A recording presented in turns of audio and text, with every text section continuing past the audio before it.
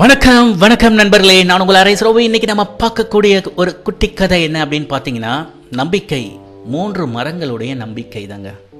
அது என்ன, the hope the trust of 3 trees அப்படின்னு ஒரு டைட்டில் போட்டிருக்கீங்க அப்படின்னு உங்களுக்கு ஒரு ஆச்சரியமாக இருக்கும். கண்டிப்பாக இந்த 3 மரங்களுடைய நம்பிக்கை எந்த அளவிற்கு அவர்களுடைய வாழ்க்கையில் ஒரு மிகப்பெரிய திருப்புமுனை ஏற்படுத்தியது அப்படின்றத ஒரு குட்டி கதையாக பார்க்க போகிறோம். மேலும் நம்பிக்கை தான் வாழ்க்கை அப்படின்னு நம்மில் பல பேர் வாழ்க்கையை நடத்திருப்போம். சில பேர் நம்பிக்கை இழந்தவர்களாக இருப்போம். இந்த கதையானது நம்பிக்கை எந்த அளவிற்கு இன்றியமையாதது ஒருத்தவங்களோட வாழ்க்கையில் அப்படின்றது தான். மேலும் பார்த்தீங்கன்னா, இறை நம்பிக்கை அப்படின்றது எந்த அளவிற்கு இன்றியமையாதது இந்த கதையின் முடிவில் உங்களுக்கே புரியும். ஆம் நண்பர்களே, இதுவரை நம்ம சேனல் அரைஸ் ஸ்பீக்ஸ் இதுவரை சப்ஸ்கிரைப் பண்ணாதவங்க கண்டிப்பாக சப்ஸ்கிரைப் பண்ணிடுங்க. வாங்க இந்த கதை 3 மரங்களின் நம்பிக்கையை பற்றி பார்ப்போம். ஒரு நண்பர்களே, காடு, செழுமையான காடுன்னு வச்சுக்கோங்களேன். அந்த காட்டில் பல்வேறு மரங்கள் இருக்குன்னு.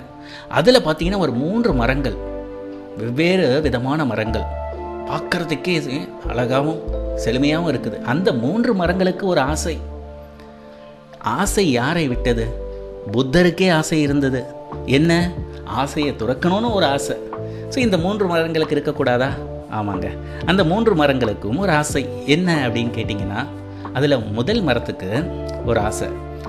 அது நல்ல செழுமையாக வளர்ந்த உடனே அதனுடைய தண்டானது, மேலும் அது வளர்ந்த பிறகு அதிலிருந்து உருவாக்கக்கூடிய எந்த ஒரு பொருளாக இருக்கட்டும், ஆனால் அந்த பொருள் எதற்காக இருக்கணும்னா, ஒரு விலை மதிப்பில்லாத வைடூரியங்கள், வைரம், தங்கம் போன்ற அனைத்தும் அதை தாங்கக்கூடிய ஒரு பெட்டியாக இருக்கணும் அப்படின்ற ஒரு ஆசை. என்ன ஒரு ஆசை பார்த்தீங்களா? விலை மதிப்பில்லாத அளவுக்கு இருக்கணுமா அப்படின்ற ஒரு ஆசை. 2வது மரத்துக்கு என்ன ஒரு ஆசை அப்படின்னு பார்த்தீங்கன்னா, அதற்கு ஒரு மிகப்பெரிய போர்க்கப்பலாக இருக்கணும். அந்த போர்க்கப்பல் பார்த்தீங்கன்னா, மிகப்பெரிய இளவரசர்கள், மாபெரும் இளவரசர்கள், மேலும் தளபதிகள், போர் வீரர்கள், இவர்கள் எல்லாம் தாங்கி செல்லக்கூடிய ஒரு மிகப்பெரிய கப்பலாக இருக்கணும் அப்படின்ற ஒரு ஆசை.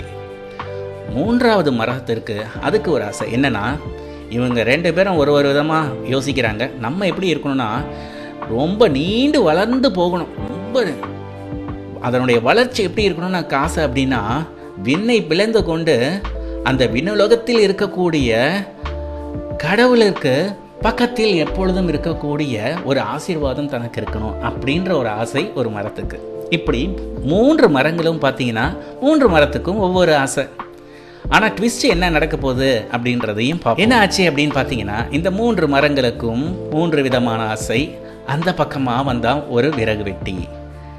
அந்த விறகு வெட்டி பார்த்தான் ஒரு மரத்தையும். முதல் மரத்தை பார்க்குறான். முதல் மரத்தை பார்த்த உடனே அவனுக்கு என்ன தோணுச்சு அப்படின்னா, இந்த மரத்தை நம்ம வெட்டி எடுத்துகிட்டு போய் ஒரு தச்சன்ட்ட கொடுத்தோன்னா அவன் ஏதாவது ஒரு அற்புதமாக ஏதாவது ஒரு விஷயத்தை செஞ்சு கொடுப்பான் அப்படின்னு நினைக்கிறான். உடனே இந்த மரத்துக்கு ரொம்ப சந்தோஷம். எப்படியோ தச்சன்ட்ட போயிடணும், கண்டிப்பாக நம்ம ஒரு விலை மதிப்பு இல்லாத ஒரு பொருளாக தான் நம்மளை செய்வான் அவன். ஸோ நம்மளுடைய ஆசை நிறைவேறிடுச்சிடா அப்படின்னு ஒரு சந்தோஷம். அடுத்த மரத்தை பார்க்குறான். அது ரொம்ப வலிமையாக இருக்குது.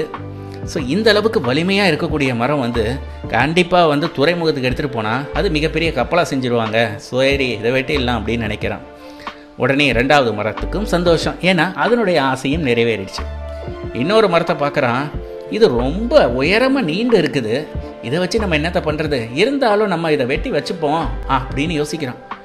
இப்போ தாங்க 3வது மரத்துக்கு ஒரு மிகப்பெரிய சோகம். என்னன்னா, நம்ம இன்னும் வளர்ந்து மேலே விண்ணுலகத்தையே போகணும் அப்படின்னு ஆசைப்பட்டோம். பாதியிலேயே நம்ம கதையை முடிச்சிடுவோம் போல இருக்குமே அப்படின்னு அதை நினச்சது.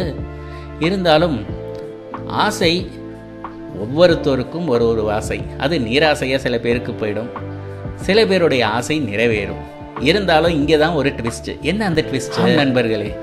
3 மரங்களும் ஒவ்வொரு ஆசை.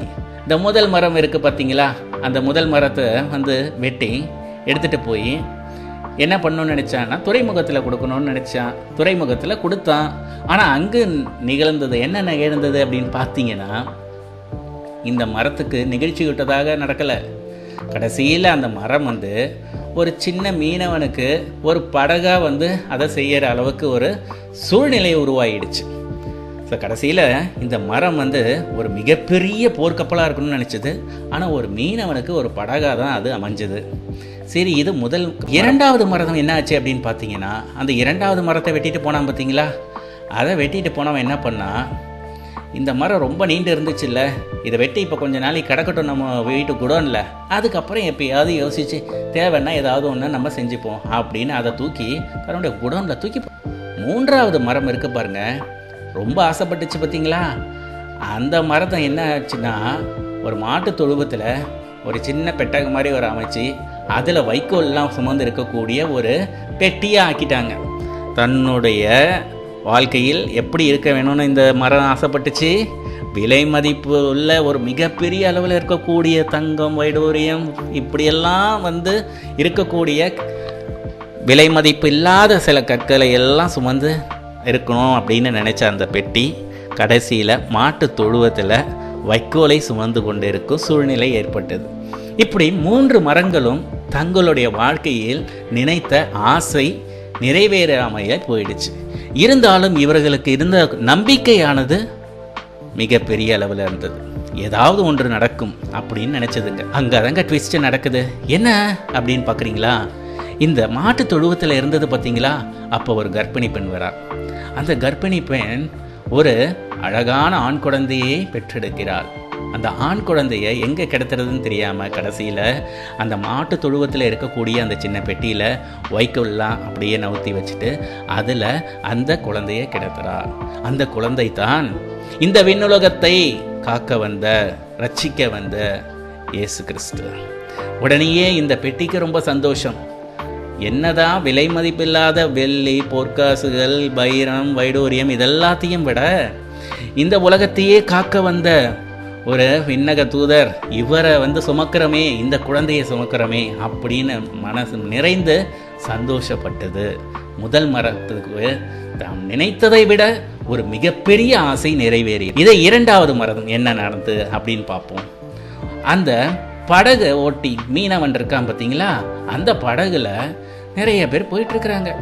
திடீர்னு பார்த்தீங்கன்னா ஒரு சூறாவளி காற்று பயங்கரமாக வீசுது. படகே கவர்ந்திரும் போல இருக்குது.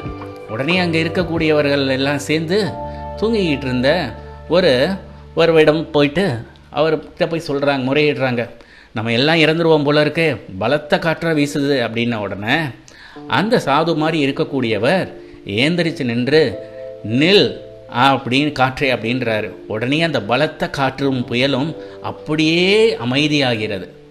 இது வேறு யாரும் இல்லைங்க, இயேசு கிறிஸ்து செய்த அற்புதங்களில் ஒன்று இது. உடனே அந்த கப்பல், மீனவனிடையே இருந்த கப்பல் பார்த்தீங்களா எப்படி இருக்கணும்னு நினச்சது? ஒரு மிகப்பெரிய போர் கப்பலாக இருக்கணும்னு இருந்தது.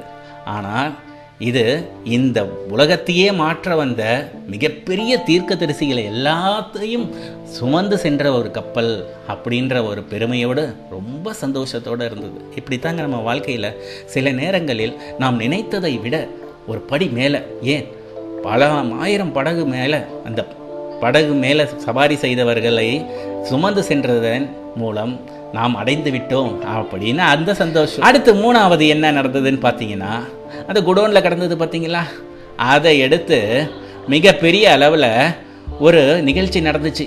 என்னன்னு கேட்டிங்கன்னா ஒரு சோகம் தாங்க.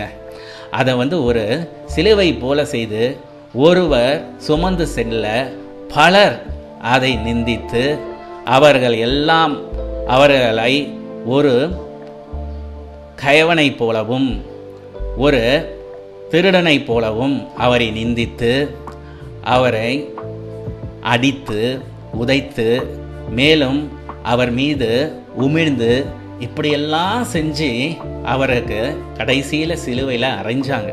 சிலுவையில் அறைந்த பிறகு 3ஆம் நாள் உயிர் தெழுந்தார். அவர்தான் இயேசு கிறிஸ்து. எப்படி இந்த 3வது மரம் மிகப்பெரிய அளவில் உயர்ந்து நிற்கணும்னு நினைச்சதோ, கடைசியில் இந்த உலகமே அந்த இயேசு கிறிஸ்துவை சுமந்த அந்த சிலுவையை எப்படி நாம் ஒவ்வொரு நாளும் அதனை நாம் வணங்குகிறோமோ, அதை பார்த்தவுடன் அந்த மரத்துக்கு நாம் எப்படி இருக்கணும்னு நினச்சோமோ அதற்கும் மேலே கடவுள் நம்மை ஒரு படிக்கு மேலேயே வைத்து விட்டார் அப்படின்ற ஒரு எண்ணம் அதுக்கு வந்தது. இப்படி தாங்க நம்ம வாழ்க்கையில் எப்படின்னா ஒவ்வொருவரும் ஒவ்வொரு ஆசை ஒவ்வொன்று இருக்கும். சில நேரங்களில் அது நடக்காமல் போகும். ஆனால் நம்பிக்கை என்பது ரொம்ப முக்கியம். ஆம் நண்பர்களே, ஸோ இதில் பாயிண்ட் என்ன அப்படின்னு பார்த்தீங்கன்னா, ஒவ்வொருத்தருக்கும் ஒவ்வொரு வாழ்க்கையில் ஒரு பிளான் வச்சுருப்போம். ஆனால் ஒரே ஒரு விஷயம், நம்ம நம்பிக்கை எந்த அளவுக்கு இருக்குதோ, the trust, the confidence and top it all the hope, இதெல்லாம் தாங்க ரொம்ப முக்கியம். ஒரு மனிதனை எந்த அளவிற்கு இறை நம்பிக்கை வைத்திருப்பவனாக இருக்கிறானோ அந்த அளவிற்கு அவனுடைய ஆசையானது பன்மடங்கு மேலே நிறைவேறும் என்பது இந்த சின்ன குட்டி கதை மூலமாக நமக்கு புலப்படுகிறது. இதன் மூலம் ஒரே ஒரு விஷயம்தான், கடவுள் அது இயேசு கிறிஸ்துவாக இருந்தாலும் சரி, இல்லை கிருஷ்ணராக இருந்தாலும் சரி, இல்லை புத்தராக இருந்தாலும் சரி, இதே மரத்தின் அடிப்படையில் புத்தர் வாழ்க்கையில் எந்த அளவிற்கு நிகழ்ந்திருக்குது, அதே சமயத்தில் கிருஷ்ணருடைய வாழ்க்கையில் எப்படி நிகழ்ந்திருக்கிறது. கடவுள் நம்மை என்றுமே கைவிடுவதில்லை. புத்தர் ஒரு கடவுள் இல்லைத்தான், இருந்தாலும் அவரே சொல்லியிருக்காரு நான் கடவுள் இல்லைன்னு. ஆனால் இருந்தாலும் மனிதர்களுள் மாணிக்கம், மனிதர்களுள் மனிதர்களாய் வாழ்ந்து மனிதர்கள் ஒரு படிக்கு மேலே தங்களை உலகிற்காக அர்ப்பணித்தவர்கள், அவர்களுடைய வாழ்க்கையில் நடந்த சில விஷயங்கள் மூலமாக நாம் கற்றுக்கொள்ள வேண்டியது எந்த அளவிற்கு நாம் நம்பிக்கை வைக்கின்றோம், அது ரொம்ப முக்கியமானது.